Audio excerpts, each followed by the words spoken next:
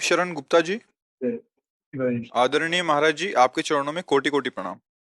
महाराज जी, मुझे जाप में प्रगाढ़ता नहीं होती एवं जाप ठीक से नहीं हो पाता। मैं 86 वर्ष का हूँ, हाथ भी कंपन करते हैं और शरीर भी अस्वस्थ। हाँ, अब इस समय तो एकाग्रता का पाठ सीखना बहुत ही मुश्किल है, क्योंकि कौमार अवस्था से यौवन अवस्था से जिसने अपनी इंद्रियों को वश में किया है, एक सेकंड में अपनी स्थिति में आ गया। अब जीवन भर विषय सेवन रहा है, व्यवहार रहा है, गृहस्थी रहा है। अब मन को एक लक्ष्य पे लगाना बड़ा कठिन है। तो एक जगह से हमारा काम बन सकता है, हम जिह्वा हिलाते रहें, राधा राधा राधा राधा। मन लगे न लगे, एकाग्रता लगे न लगे, जिह्वा से नाम जपने से भी कल्याण हो जाएगा। नाम के लिए एकाग्रता की उतनी आवश्यकता नहीं जितना सुमिरन की जप की आवश्यकता। मधु जी कोलकाता से। राधा राधा हरिवंश। गुरुदेव, आपके चरणों में कोटि कोटि प्रणाम। गुरुदेव, भक्ति मार्ग पे चलने पर अनुकूलता आती है, प्रतिकूलता? दोनों आते हैं।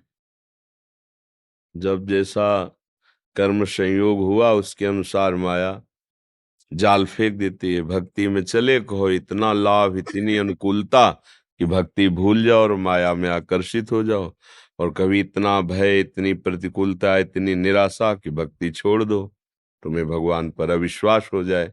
ऐसी माया चाल चलती है। इसीलिए जो भक्त जन होते हैं, न अनुकूलता न प्रतिकूलता, वो समतुलता के मार्ग में चलते हैं। अनुकूल भी हमारे गिराने के लिए है, प्रतिकूल भी हमारे गिराने के लिए है।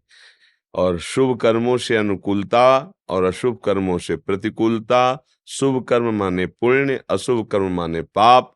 तो जैसे लोहे की जंजीर वैसे सोने की जंजीर बांधने का काम दोनों करते हैं।